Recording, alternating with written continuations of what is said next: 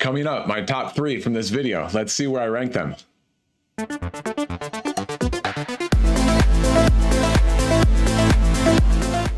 Welcome to KDX Bricks Analytics, where I watch all the Lego investing and reselling videos so that you don't have to. So let's jump right into it.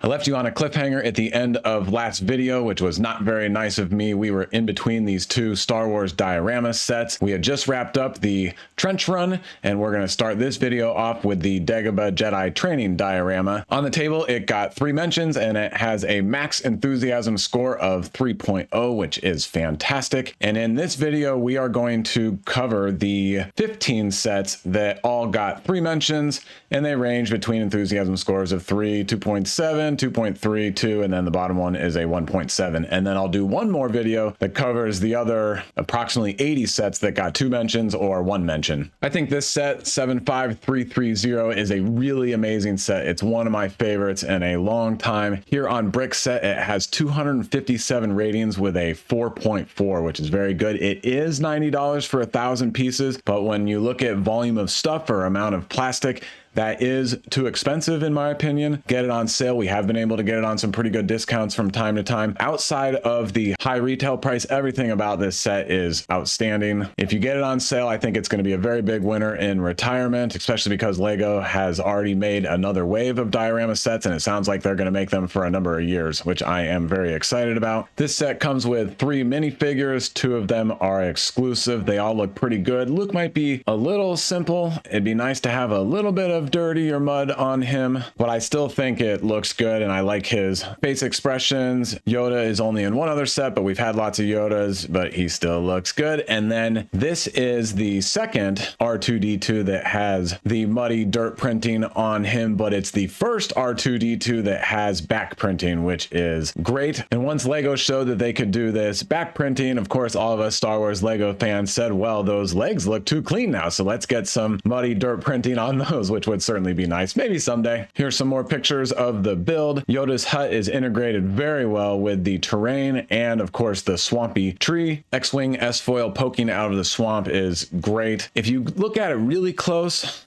you can see that the transition from the wing pieces to the swamp is not the smoothest. It looks a little abrupt, but when you take a step back, how this set will be viewed most of the time, I think it looks really good, and I like the red 5 markings. I also want to point out that when this first set came out, it was compared to Darth Vader's meditation chamber as a similar style, and yes, the base is similar, but I like all 3 of the original wave dioramas. I like the 2 new ones, and I'm not a big fan of the Darth Vader meditation chamber set. Just looks a little clunky and a little gappy, and I don't know, it just doesn't look that great to look at. And then when you close the top, you've got a bunch of Technic pieces sticking out. I want all the diorama sets and I want to line them up, but I actually am not that interested in this one, even though it is starting out okay in retirement and it is expected to do pretty well in retirement. That is the meditation chamber that I'm talking about there. This is the official brick set review that I'm looking at on this set, and I did want to point out a couple of comments that are pretty funny. This first one says, "What a ripoff, only getting a part of an X-Wing." And here's another comment that I want to point out that I thought was pretty interesting. An insane price for Yoda hut inferior to 75208 or 4502.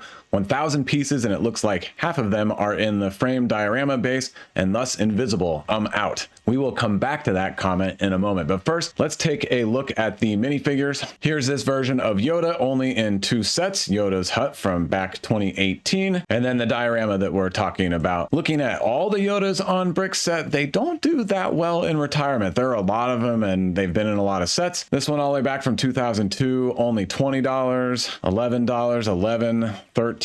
Obviously, the I Love New York Yoda is going for a ton of money because it was a Toy Fair exclusive, but Brickset says around $850. But here we are back to the normal $10 to $20, 18, 11. So even though this Yoda is only in 2 sets, I don't think it will be that special in the aftermarket. The Luke minifigure is exclusive to the diorama, but we already have 57 different versions of Luke produced. Some of the older ones can do well. This one is at 110, but same thing with the Lukes, $10 to $20, 13, 16, 7, 10, 14 with a cape. Let's get to some of the newer versions, 11, 7.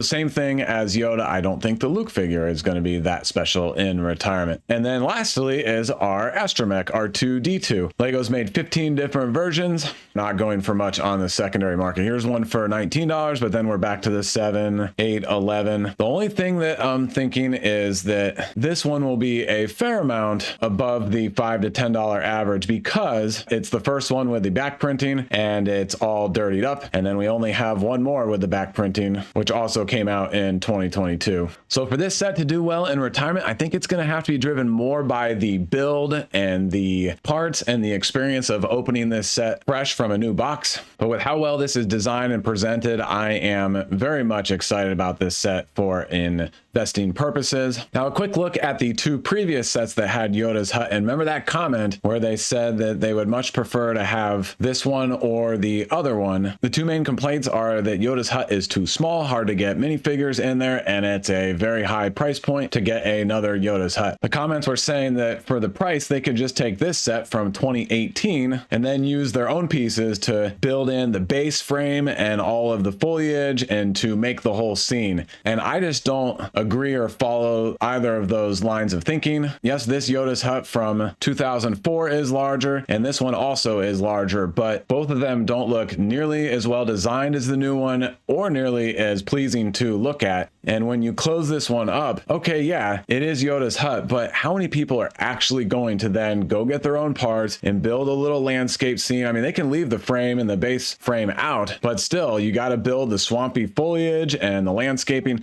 and I just don't see anybody really actually doing that. So this set will sell because it is a complete package with a very dynamic scene that really draws you in and makes you feel like you are part of that experience. Next on the table is this Disney Brickheadz 40622, the 100th anniversary celebration set. It got 3 more mentions with an E-score of 2.7. I'm a big believer in this set. I'm starting to see some doubters, people saying, we're paying too much for Disney sets and Disney is sucking us in and people aren't going to want these, and I'm just not buying that. This is a great representation of classic Disney characters. It's $40 for 501 pieces, and it is still currently on the retirement list, and if it does retire at the end of this year, it will have 11-month shelf life, which is very good. And if we look at previous Disney Brickheadz sets, a lot of them are doing pretty well. We do need to keep in mind that most of the sets that we look at on this page had much shorter shelf lives than 10 months even. But Captain Jack with 9 months is $33 new. Mr. Incredible and Frozone is $32.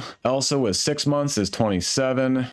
Ariel and Ursula with 5 months is $70. Mickey is $55. Jack Skellington and Sally is $70. And interestingly enough, $92 used. One way or another, it's doing pretty well. So yes, I am investing in this one, but I am watching closely to see if it does happen to drop off the retirement list right at the last second. And I think it's still available for 20% off on the lego.com site, which is really good. A Speed Champion set that will have a 1.5-year shelf life is this Koenigsegg Jesko or Jesko. Also 3 mentions with an E-score of 2.7. And although I'm a big fan of the Speed Champion sets for investment, I'm not very excited about this set. I'm a little bit surprised that it has an E-score of 2.7, but it also has a 4.4 on Brickset with 260 ratings. And although I don't like the front of the car, I do like the white color. I do like the green accents. The back of the car looks really good to me. So with these metrics, I am going to give this one a little bit more attention and think about maybe investing in some more of these. Again, Speed Champions overall typically do very well, and it is another really well designed car, but just the front end is a little wonky to me. Obi-Wan Kenobi's Jedi Starfighter set 75333. This one threw us for a loop because it was on the retirement list for a while and it dropped off a couple of months ago, which is certainly going to spoil it for a number of folks, but I'm still not that worried about it. I think this set will still do well as long as it doesn't have a, many multi-year shelf life. But assuming it retires at the end of 2024, I'm still excited about this set. It's $30. We've been able to get it for $22, $23 a lot.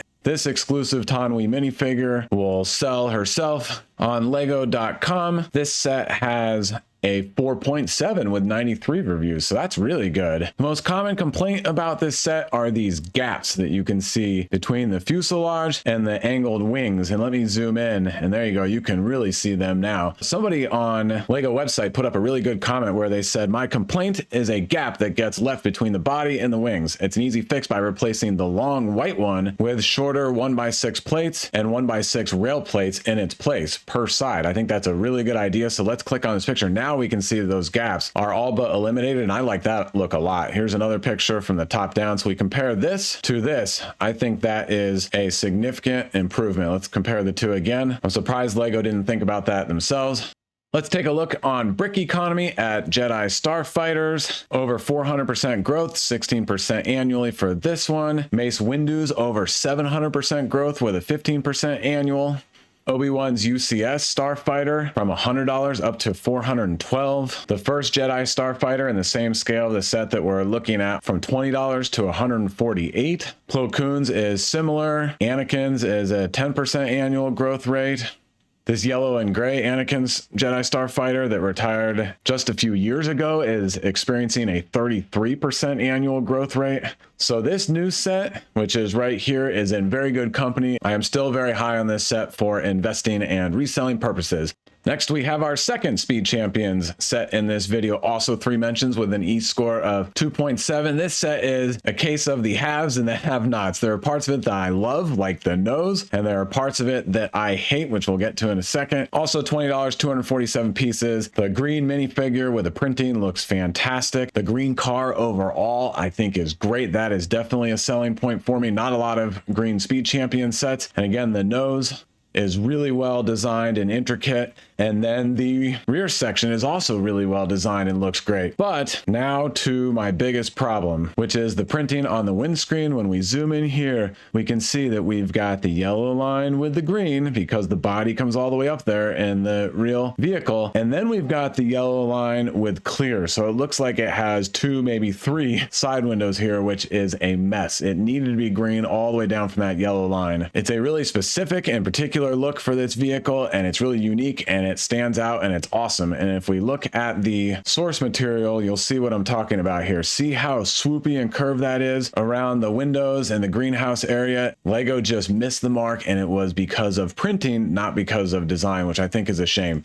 But I still think this set will do well in retirement overall because green is a unique color, and because the most recent wave of Speed Champion sets are up to $25, and rumors are that the next wave coming is going to be up to $27. So I think any of these sets that are still at $20 and we can get them for $15, $16, $17 pretty often will be a great opportunity for catching really good Speed Champion sets at a very good buy-in price when consumers are going to be conditioned to a much higher price here very soon. 75292, the Razor Crest, and honestly, I just don't know on this set. It got 3 more mentions with an E-score of 2.3. That's probably about right and about where I would be. I have gone back and forth at times. I've thought to myself, this set is going to be great. They're not going to make another Razor Crest in this scale in a very long time because it blew up in the first season. The build is fantastic. The exactness and accuracy to the source material is fantastic. All the interior space is great. So I think to myself, it's got to do really well in retirement. But at the same time, it's had a really long shelf life. It came out in September of 2020. It experienced a price hike. The minifigures aren't that special. Only one of them is exclusive. Grogu is tiny. IG-11 doesn't really count, even though the IG-11 character is fantastic. It's $140 for just over 1,000 pieces. But going back the other direction, it is a 4.4 with 822 ratings on Brickset, which is huge. Over 20,000 people own it on Brickset and another 5,800 want it. So obviously it continues to be a very popular set. It's been discounted a couple of times. I think if we find like a super great discount that is temporary right at the end of its shelf life, then I would pick some up. Otherwise, I'm going to skip it. The Aston Martin 2-pack. This set looks great. I like both minifigures. The printing and detail on the torso and the legs looks great. This car right here, the Valkyrie, is the highlight of the set. The other one, the Vantage, is okay. A lot of people have complained about this card just looking a little too plain and a little too boxy. I'm still good with it. I like this one a lot. Also, it is at the $45 price point for 592 pieces. That will shy some folks away, but we have been able to get it on sale for $35, $36. It has a 4.2 on brick set. The fronts both look good. Overall, the color combinations are chosen well.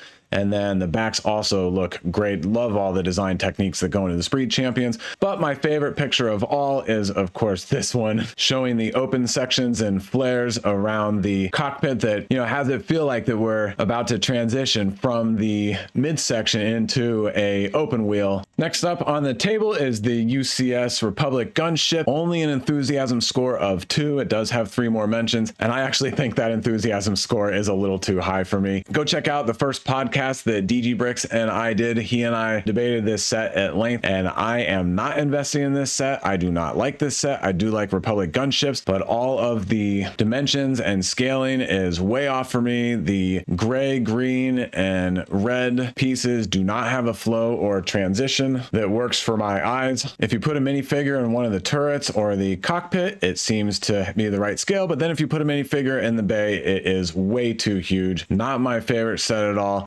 $400, very expensive, only 3,300 pieces too. Oh, and I did want to point out the minifigures are a big disappointment also. I want the set to be out of this world for me to invest in the very large, very expensive sets, because it's just a lot to hold on to and then ship and deal with. In this case, I'd rather put $400 or however amount that I would invest in this set into other sets that I think will do a little better and are going to be a little easier to manage and store and sell. The Dark Trooper Attack set. I love this one, 75324. Also 3 mentions with an enthusiasm score of 2. At $35, it is very expensive, so you have to get it on a good discount. We've been seeing some good discounts on this set out there, so wait for that. I think we're going to get a couple more opportunities to get this one at a pretty good price before it retires. Outside of the price, I think it looks great. I love the hallway scene, and I love the Dark Trooper minifigures. I know we got one Dark Trooper in another set. A lot of people are saying, hey, look, these are just not that massable. Nobody's going to want to make a huge army out of these. But I will say, though, they look really good, and they are very unique. They're standouts. They're great characters in the show. If we look at a screenshot, this scene right here has about 10 or so of them. I think if you're going to do it right and make a pretty good scene, you need 20-ish. So I think this one is actually a little bit of a sleeper, but again, you got to get it on a pretty good discount. Another Star Wars set, this Ambush on Ferrix, also 3 mentions with an E score of 2. I think the E score is a little bit low. $70 is very expensive. We will get some opportunity to get this on sale, I think. But outside of that, this set is amazing. The build is great. The speeder bike even is very good. It's got a lot more intricate detail than usual. Yes, it's still a little bit oversized. The minifigures in this set are outstanding. Cassian's printing is great with so much depth. Same thing with Luthen's. And then I really like the striking blue that looks pretty bright with the orange details. I think it stands out a lot. And the reason that I think the minifigures will drive this set to do very well in retirement is because all 3 of these characters are awesome in the show. Somebody put a comment up in a recent video that I did where they said that Andor is the best Star Wars production since the movies. I agree. Season 1 was fantastic. I look forward to season 2. These 3 characters, yes, they look great as minifigures, but the actors really stood out to me, and I think people are going to be drawn into the personalities behind these minifigures in the future. It might be kind of a long hold time for this set, but I'm excited about this one. Another Speed Champion set, this yellow Toyota GR Supra. Some people complained about the nose being a little bit big, but it's a front mount engine vehicle, and I think it's really well done. Longer shelf life for this one because it got extended last year, but I'm still very excited about this set for investment purposes, even though the minifigure is not great in this one, but I do like the standout yellow color for this set. Now on to some very new sets. This Icons brick-built Corvette, 3 mentions with an E score of 2 already. It just came out in August. This set looks great. It is $150, so that's a fair amount of money for these Icon vehicles, but they are so well designed. Great build techniques, great attention to detail, a lot of standout elements with the doors opening and the steering wheel, with the hood opening up and a nice detailed engine build in there. I think it's a great piece, and I think in general the brick-built Icons 18 plus vehicles are flying under the radar, and I think they will all do well in time. They could be long hold times, but I think they will all do well in time. time, I am definitely collecting at least one of each, and I'm working on getting, as they release more and more, increasing the number that I get of each for resale. This new E-Wing and Starfighter set, also with 2 mentions. For some reason, I'm not jumping up and down on this set. It is Star Wars, so I'm going to keep an eye on it, but it's way too early to even consider getting this one for investment because it hasn't even come out yet. You got to wait until these sets are much closer to retirement. And same thing with this set, the Batman versus Joker Batwing. A lot of people are already turned off by these sets because it's just a lot more Batman versus Joker. We're just getting burned out on those. My initial gut reaction is this one actually looks pretty good for a play scale Batwing. A little spendy at $38 with only the 2 minifigures, but I'm going to keep an eye on this one. I think this one has a chance depending upon how long the shelf life is. For now, it has 3 mentions with an enthusiasm score of 2. The last set to look at is the 332nd Ahsoka's Clone Trooper Battle Pack. Only an enthusiasm score of 1.7. It does have 3 mentions. A lot of people are frustrated by this set because of the infamous helmet holes that force the helmet to be a little too wide because they need the little thicker plastic right there. And then the prints get a little bit bowed out and wonky. Some people are really frustrated by this set, and therefore they're giving it the big thumbs down, and that is killing the E score. This Swamp Speeder looks pretty good, but the other issue is the Captain Vaughn minifigure looks pretty much the exact same as the Clone Trooper minifigs, other than the insignia and the visor. And so everybody's saying, well, if you're going to make a minifig that looks that close and isn't really that special, then just give us another massive Clone Trooper. I can see this set not doing that well in retirement. Some Clone Trooper battle packs do pretty well. Some of them just kind of stay flat. To wrap up, here are my top 3 from this video. In 3rd place is the Dagobah Jedi training diorama. It is a complete package and looks amazing. In 2nd place is this Aston Martin Speed Champions 2-pack. Comparing to the source material, these cars in the Lego form look great. And then my 1st place set is the Ambush on Ferrix, totally flying under the radar. Those 3 minifigure characters are going to be super popular. The show is going to grow in popularity for many years to come. All 3 of these sets are great. Thanks for watching. That's a wrap on this video, and I will see you in the next one. Oh, and don't forget, my videos are for entertainment purposes only. I do not provide financial advice. You got to get that from somebody else.